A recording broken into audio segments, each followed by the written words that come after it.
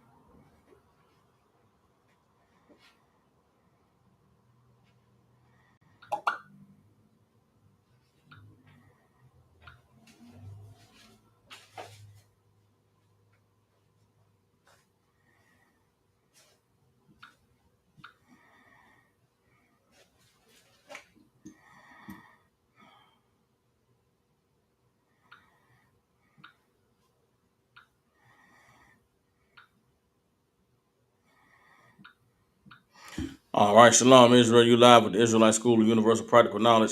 Priest and Captain Soccer War holding down the class live from Memphis, Tennessee. Every Tuesday, Wednesday, and Thursday, we have classes live in Memphis from 6 to 8 p.m. Central Standard Time. Since 1969, the Israelite School of UPK has been teaching so-called blacks, Hispanics, and Native Indians the truth according to the Bible. What is the truth?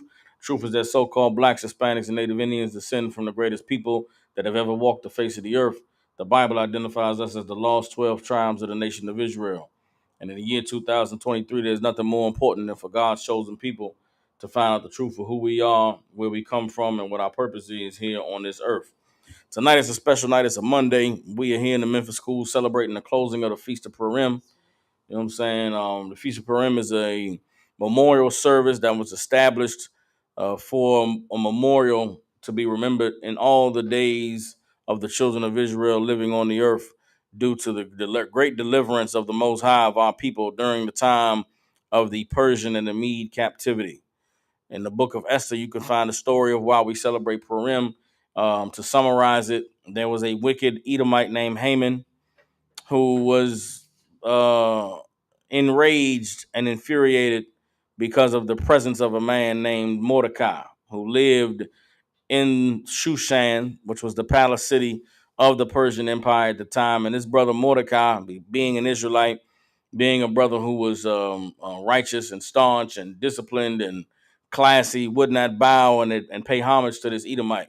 This Edomite was so enraged by the presence of this nigga who would not acknowledge him that he went to great lengths even to have the king at that time sign a decree for all of the children of Israel to be put to death due to him fear mongering to the king that if he didn't sign this decree that this people would overthrow and destroy the Persian Empire. Well, the Lord was with a brother named Mordecai because years before this Haman had came up with this scheme to destroy the children of Israel, Mordecai had advised his niece, who he raised as his daughter from a young age, to put her in a position to become married to the king of the Persians at that time. So the book of Esther is about Mordecai leading and guiding Esther for her to be in a position to be wed to the king. Then the unfolding of the story finds Mordecai encountering Haman and Haman being infuriated and devising his plot. And then in the time when the decree went forth, Mordecai renting his clothes and throwing on sackcloth and ashes, getting the attention of Esther, and Esther finding out what had been done to destroy our people, and Mordecai giving Esther the instructions on how to petition the king to deliver the children of Israel.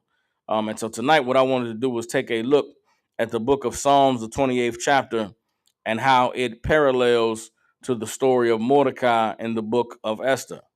You understand? Psalms, the 23rd chapter, is one of those very, very famous scriptures that anyone who's familiar with the Bible, most people can quote it verbatim.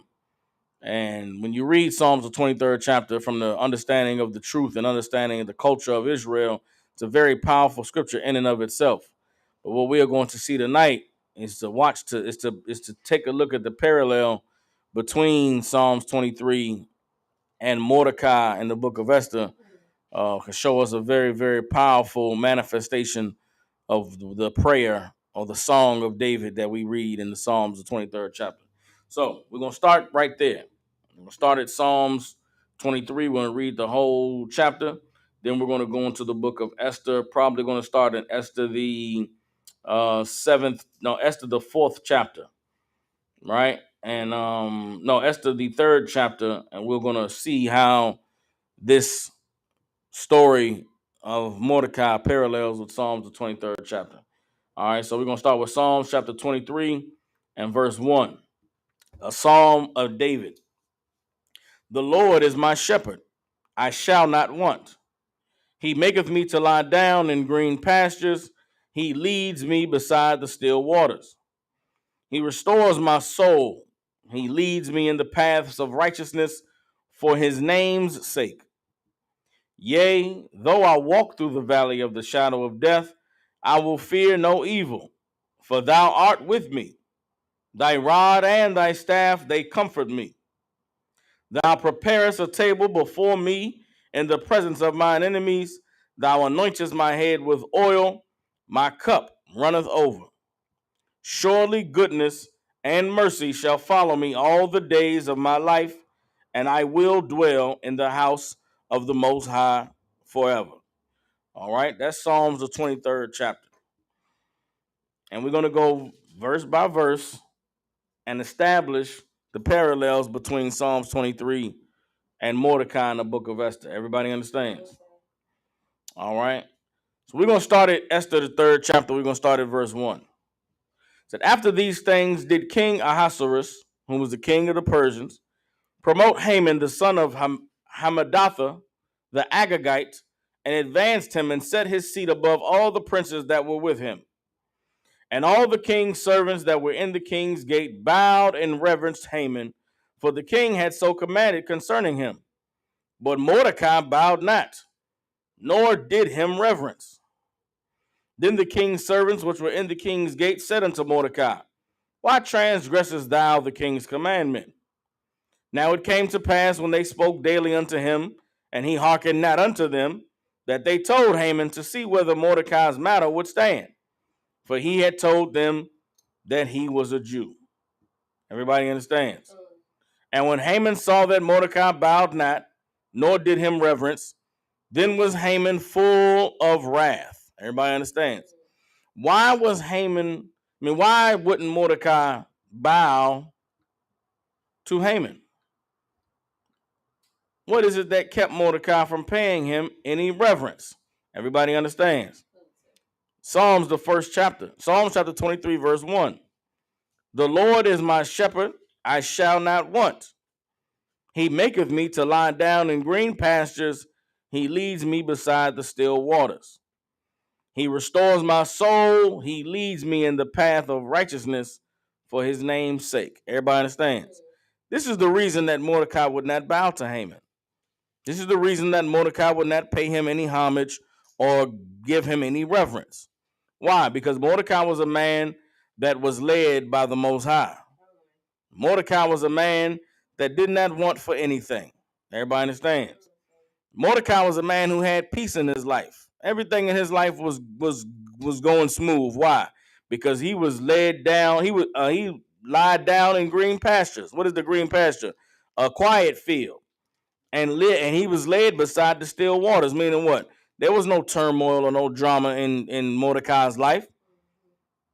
This was a man who, verse 3, his soul was restored, and he was led in the path of righteousness. And being a righteous man, serving the Most High and following him, you don't bow down to no man. You don't pay reverence and pay homage to some heathen because you're supposed to. Everybody understands? Mordecai was a man that had integrity. Mordecai was a man who had honor. Mordecai was a man who had dignity. And that is why he would not bow and he would not pay homage to this devil. Everybody understands?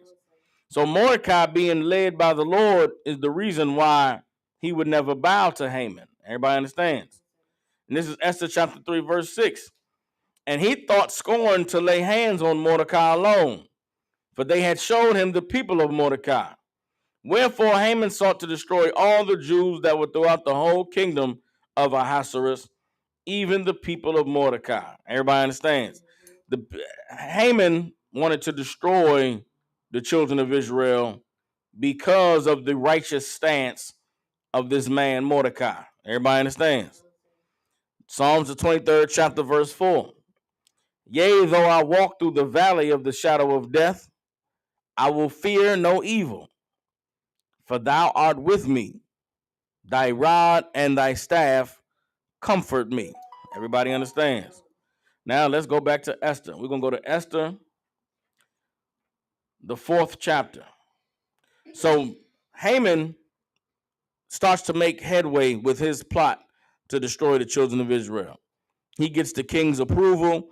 He passes out the decree, and a letter goes out to all of the lands where the Persians are in rulership that they are going to destroy these children of Israel on a given date. Everybody understands?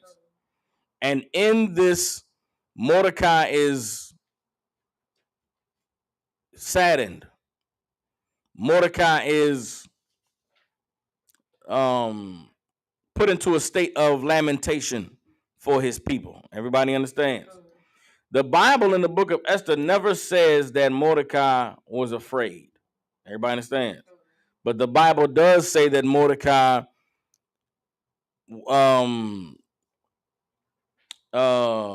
cried for his people. Everybody understands?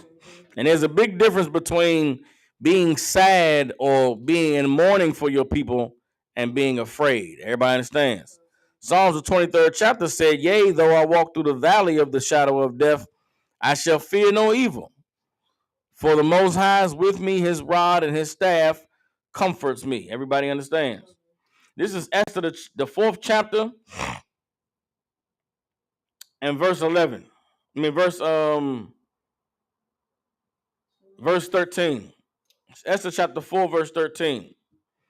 Says, then Mordecai commanded to answer Esther, think not with thyself that thou shalt escape in the king's house more than all the Jews. For if thou altogether hold thy peace at this time, then shall their enlargement and deliverance arise to the Jews from another place. But thou and thy father's house shall be destroyed. And who knoweth whether thou art come to the kingdom for such a time as this? Everybody understands. Mordecai was not afraid when this decree went out from the wicked Haman.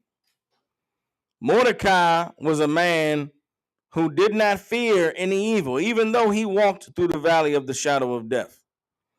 This place where Mordecai found himself when that decree went out was a place that was covered in the shadow of death. Death was looming. Death blotted out the sun. The fear and the impending doom was written in a letter. But that did not make Mordecai afraid. Why? Because the Most High was with Mordecai. Mordecai, in speaking to Esther, let her know, listen, woman, you can act, or the Lord will find deliverance for Israel some other way. But you and your father's house will be destroyed for you not stepping up. Mordecai was a man that didn't have any fear because he trusted in the Most High. He knew the Most High's power was great, and he knew these laws of the Most High that the children of Israel would never perish. So there was no fear in Mordecai. But Mordecai, being a righteous man, instilled in Esther the fear of the Lord to provoke her into action. But there was an unwavering confidence, an unwavering faith, an unwavering determination in Mordecai that the children of Israel would be delivered. Why? Because he was a man who the Lord was his shepherd, and he didn't want for anything. Everything that we read in this book of Esther concerning Mordecai is a parallel with what David prayed in the book of Psalms, the 23rd chapter. You understand? Let's go back to Psalms, the 23rd chapter. Back in Psalms chapter 23, we at verse 5 now. Thou preparest a table for me in the presence of mine enemies. Thou anointest my head with oil, my cup runneth over. Everybody understands. Now let's go back to the book of Esther now. Let's go to Esther, the 6th chapter. Matter of fact, no, let's not go to Esther, the 6th chapter. Let's go to Esther. Hold on.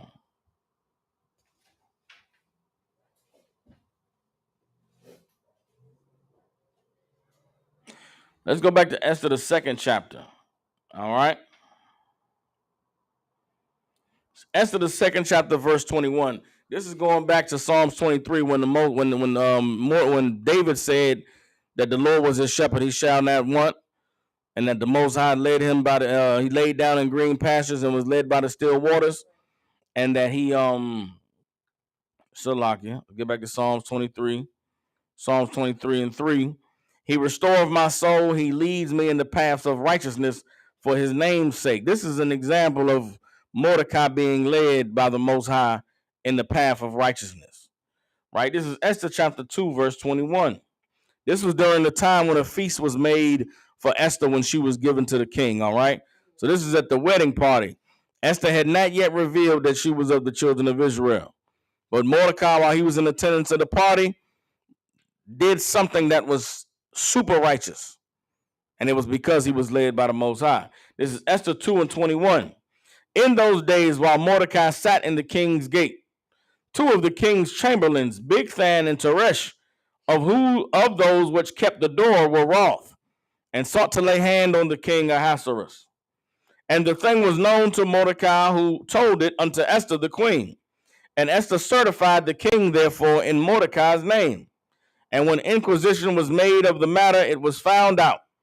Therefore were they both hanged on a tree, and it was written in the book of the Chronicles before the king.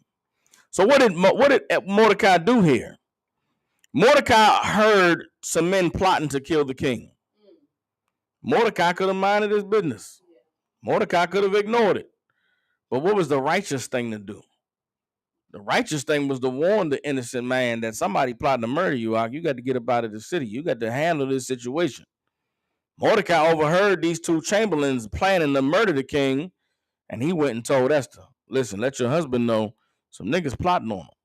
I didn't get the whole drop. I know the whole fix. He gave her the play. She went and told her husband, listen, a brother named Mordecai made it known that some men was plotting on you.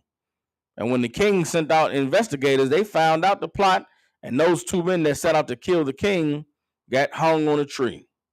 They got punished. Everybody understands. Mordecai was a righteous man. Mordecai, walking the path of righteousness, understood to protect the innocent, understood that you should not allow for evil to be done and for a man who was innocent not to be warned of it. That's why Mordecai did what he did. Now, how did that come into play in the book of Esther? Now, let's go to Esther, the 6th chapter. On that night, could not the king sleep? And he commanded to bring the book of records of the Chronicles, and they were read before the king. And it was found written that Mordecai had told of Bigthana and Teresh, two of the king's chamberlains, the keepers of the door, who sought to lay hand on the king Ahasuerus. And the king said, what honor and dignity has been done to Mordecai for this? Then said the king's servants that ministered unto him, there is nothing done for him. And the king said, who is in the court? Now Haman was coming to the outward court of the king's house to speak to the king, to hang Mordecai on the gallows that he had prepared for him. So the same time the king is looking to inquire, who can I get to reward this Mordecai? Here came Haman to come ask the king, could he get Mordecai put to death? Come on with it. Is this the same Chronicles that's in here? No, this is the Chronicles for the Persians. Oh. Okay. So understand this, for every empire, every kingdom, records are kept. Okay. And on the night before Esther had a banquet where she asked for the king and Haman to be present, the king couldn't sleep that night. Okay. So he said, hey man, somebody come bring me the Chronicles. Somebody read to me what's been going on in the kingdom. And as they are reading the Chronicles or the different going-ons that's going on in the kingdom, the story was read about this Mordecai cat and how he found a plot for two men to kill the king. And the king heard that and was like, hold up, man. This Mordecai cat, what was done for him for saving my life? Ain't nothing been done, king. Hey man, we got to fix that. Who's in the court? Who can I go tell to make sure this man Mordecai gets honored? The only one in the court was Haman, because Haman was coming to tell the king, "Let me kill Mordecai." You understand? Psalms 23 said, "Yea, though I walk through the valley of the shadow of death, I shall fear no evil, for you are with me. Your rod and your staff comfort me." Everybody understands. So in the time when the demon or the devil Haman was coming to get Mordecai killed, the Lord was in the king to reward Mordecai. Everybody understands. Come on with it. So before he read that, he didn't know. He didn't know. Oh. This was something that was written down. Oh shit. Okay. You know what I'm saying? So that's the power of the Lord. Because Mordecai did this thing months ago. When Esther first got married to him, he overheard the plot, put that word out to get the king saved, and that word going out is what saved Mordecai's life. Because Mordecai was led on a path of righteousness. Everybody understands. Verse 6. So Haman came in, and the king said unto him, "What shall be done unto the man whom the king delighteth to honor?" Now Haman thought in his heart, "To whom would the king delight to do honor more than to myself?" And Haman answered the king, "For the man whom the king delighteth to honor, let the royal apparel be brought, which the king uses to wear, and the horse that the king rides upon, and the crown royal which is set upon his head. And let this apparel and horse be delivered to the hand of one of the king's most noble princes, that they may array the man withal whom the king delights to honor, and bring him on horseback through the street of the city, and proclaim before him, Thus shall it be done to the man whom the king delights to honor." This devil, thinking of himself, made the most grand honoring of a man. The most beautiful thing that you could imagine someone being celebrated more than the king himself. Verse 10. Then the king said to Haman, "Make haste and take the apparel and the horse, as thou hast said, and do even so to Mordecai the Jew that sitteth at the king's gate. Let nothing fail of all that thou hast spoken." Then took Haman the apparel and the horse, and arrayed Mordecai, and brought him on horseback through the street of the city, and proclaimed before him, "Thus shall it be done unto the man whom the king delights to honor." And Mordecai came again to the king's gate, but Haman hasted to his house mourning and having his head covered. You understand? Haman was ashamed. Haman was dejected. Haman had all of his joy and all of his dreams of destroying the Jews ripped away from him, because the king had made him to honor Mordecai. Everybody understands? Psalms chapter 23, verse 5. "Thou preparest a table before me in the presence of mine enemies. Thou anointest my head with oil, my cup runneth over." Mordecai went in one day from being afraid and being sad for the death and the destruction of his people, to having the man who sought to destroy him array him in glorious apparel, put a crown on his head, set him upon the king's horse, and parade him through the city. Mordecai had a table prepared for him in the presence of his enemies, and Mordecai's cup ran over. All Mordecai prayed for was the deliverance of the children of Israel. All Mordecai prayed for was that we would not be put to death. But the Lord gave him so much more than just that. The Lord allowed him to be honored and to be praised and to be set on high before all the people and before his enemies. Everybody understands? And that was an amazing thing. You understand? Verse 6, "Surely goodness and mercy shall follow me all the days of my life, and I will dwell in the house of the Most High forever." And we're going to go back to the book of Esther, and we're going to go to the 8th chapter. All right? Esther chapter 8, verse 1. "On that day did the king Ahasuerus give the house of Haman, the Jews' enemy, unto Esther the queen. And Mordecai came before the king, for Esther had told what he was unto her. And the king took off his ring which he had taken from Haman, and gave it unto Mordecai. And Esther set Mordecai over the house of Haman. And Esther spake yet again before the king, and fell down at his feet, and besought him with tears to put away the mischief of Haman the Agagite, and his device that he had devised against the Jews. Then the king held out the golden scepter toward Esther. So Esther arose and stood before the king, and said, If it please the king, and I have found favor in his sight, and the thing seem right before the king, and I be pleasing in his eyes, let it be written to reverse the letters devised by Haman the son of Hammedatha the Agagite, which he wrote to destroy the Jews of which were which are in all the king's provinces. For how can I endure to see the evil that shall come upon my people? Or how can I endure to see the destruction of my kindred? Then the king Ahasuerus said unto Esther the queen, and to Mordecai the Jew, Behold, I have given Esther the house of Haman, and him they have hanged upon the gallows, because he laid his hand upon the Jews. Write ye also for the Jews, as it liketh you, in the king's name, and seated with the king's ring. For the writing which is written in the king's name, and sealed with the king's ring, may no man reverse. Then were the king's scribes called at one time in the 3rd month, that is the month Sivan, of the 23 day thereof.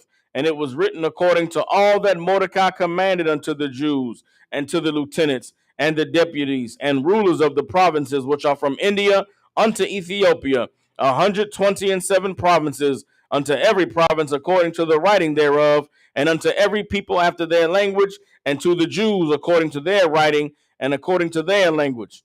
And he wrote in the king Ahasuerus' name, and sealed it with the king's ring, and sent letters by post on horseback, and riders on mules, camels, and young dromedaries, wherein the king granted the Jews which were in every city to gather themselves together, and to stand for their life, to destroy, to slay, and to cause to perish all the power of the people in province that would assault them, both little ones and women, and to take the spoil of them for a prey. Upon one day in all the provinces of King Ahasuerus, namely the 13th day of the 12th month, which is the month Hadar, the copy of the writing for a commandment to be given in every province was published unto all people, and that the Jews should be ready against that day to avenge themselves on their enemies. So the post that rode upon mules and camels went out, being hastened and pressed on by the king's commandment, and the decree was given at Shushan the palace. And Mordecai went out from the presence of the king in royal apparel of blue and white, and with a great crown of gold, and with a garment of fine linen and purple. And the city of Shushan rejoiced and was glad. The Jews had light and gladness and joy and honor, and in every province and in every city, whithersoever the king's commandment and his decree came, the Jews had joy and gladness, a feast and a good day, and many of the people of the land became Jews, for the fear of the Jews fell upon them. Everybody understands. This was the Most High manifesting Psalms 23rd chapter in the life of Mordecai.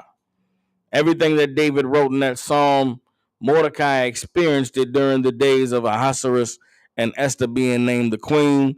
And it is because of the shepherding of Mordecai by the Most High that he was able to stand before his enemies in that day and be feast at the table that was prepared for him. Everybody understands. And because of this, gladness and goodness and joy followed him for all the days of his life, and Mordecai dwelt in the house of the Most High forever. Even so much so that we are reading about him today. This brother was led by the Most High in righteousness, and in the midst of a sinful kingdom, in the midst of a kingdom that was run by heathens, this brother had peace and tranquility and blessing and protection of the Lord, because he walked the path of righteousness. Everybody understands? And that is what it is that we celebrate today.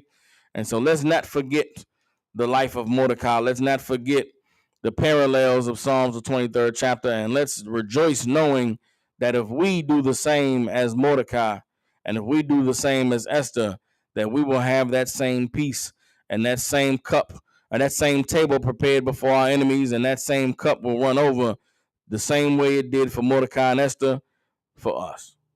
With that, with the Israelite School of Universal Practical Knowledge, out of 1 West 125th Street in Harlem, New York. Again, since 1969, we've been teaching so-called blacks, Hispanics, and Native Americans the truth according to the Bible. We'll have class tomorrow from 6 to 8. You brothers and sisters, y'all tune in, tap in. Everybody out there in Israel, y'all enjoy the feast tonight. Get some good food, get some good drink, and rejoice thanking the Most High for delivering our people. With that, shalom.